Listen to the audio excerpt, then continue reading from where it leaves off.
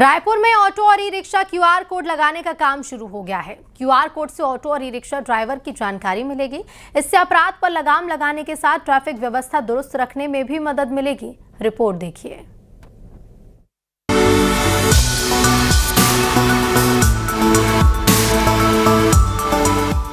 नहीं चलेगी मनमानी, मिलेगी सारी जानकारी।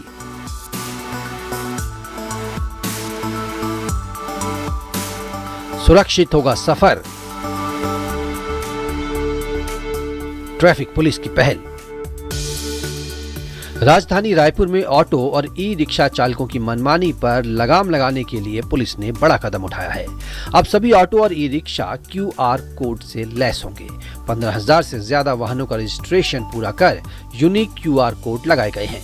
खास बात यह है कि क्यूआर कोड स्कैन करते ही चालक और वाहन की पूरी जानकारी यात्रियों के सामने होगी। पुलिस की पहल का ऑटो संघ ने भी स्वागत किया है। संघ का कहना है कि पहले पहचान के लिए उनके पास कोई दस्तावेज नहीं था और इसका अपराधी फायदा उठा रहे थे। ई रिक्शा और ऑटो को पहचान पत्र और उनको एक क्यूआर कोड देने का ये कार्य ट्रैफिक पुलिस ने किया है और 15 दिन का अभियान चला के ई रजिस्ट्रेशन 100% ऑटो रिक्शा का लगभग किया है और इसमें ऑटो रिक्शा के मालिक का नाम, उसके ड्राइवर का नाम, उनके नंबर, उनके आधार कार्ड, उनके ड्राइविंग लाइसेंस सब कुछ दर्ज है। लगभग 15,000 गाड़ियां हो गई थी और पहचान के तौर पे हमारे पास कुछ भी नहीं था और इसका सबसे बड़ा दुरुपयोग वो लोग कर रहे थे जो आपराधिक तत्वों के लोग थे और आके लगा कभी भी व्यवसाय में आते थे और अपराध की कारित करते निकल जाते थे और उसका आरोप ऑटो और ई रिक्शा चालकों पर लगता था। तो हम भी चाहते थे कि शहर में एक ऑटो ई रिक्शा चालकों की पहचान बने जिससे उनको ऊपर ये आरोप न लगे कि वो किसी अनैतिक गतिविधियों में लगे हैं या किसी तरह की अपराध में लगे हुए हैं। पहले चरण में वाहनों में क्यूआर कोड लगाए जा रहे हैं। दूसरे चरण में ड्राइवर और मालिक वाहनों को आई कार्ड भी जारी किए जाएंगे। प्रशासन का मानना है कि इस व्यवस्था से न सिर्फ यात्रियों की सुरक्षा बढ़ेगी बल्कि किसी भी विवाद या शिकायत की स्थिति में जल्द समाधान और कार्रवाई भी आसान होगी। तनु वर्मा, न्यूज़ 18, रायपुर।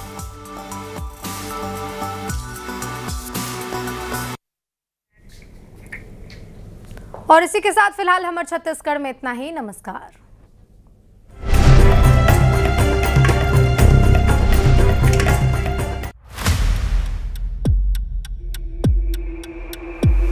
क्या कारण है कि बिहारी बाबू आज भी शत्रुघ्न सिन्हा है? ममता बनर्जी अपनी पार्टी से बाहर हो गई हैं। अपनी क्या भतीजे मोह ने मार दिया?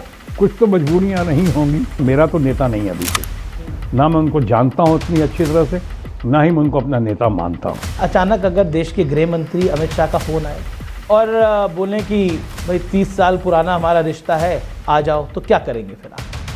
हम उनका फोन तो आए पहले। अच्छी बात मोदी में क्या लगती है आप? एक तो उनका एनर्जी लेवल जबरदस्त लगता है मुझको। संजय दत्त के लिए कैसे बनाया बाला साहब को? पहले तो उनकी किताब से नहीं पढ़ती थी। बिल्कुल नहीं पढ़ती थी। वही तभी तो मैं जानना चाह रहा हूँ कि कैसे हुआ वो। अमिताभ बच्चन से आपने धक्का लगवा लिया। अरे नहीं, तो दोस्त है ना भाई। तो ये बता दीजिए, फिल्म किसके साथ आप लोग देखने गए थे तब? अब देखिए, कन्याओं का तो नाम नहीं ले सकता हूँ मैं।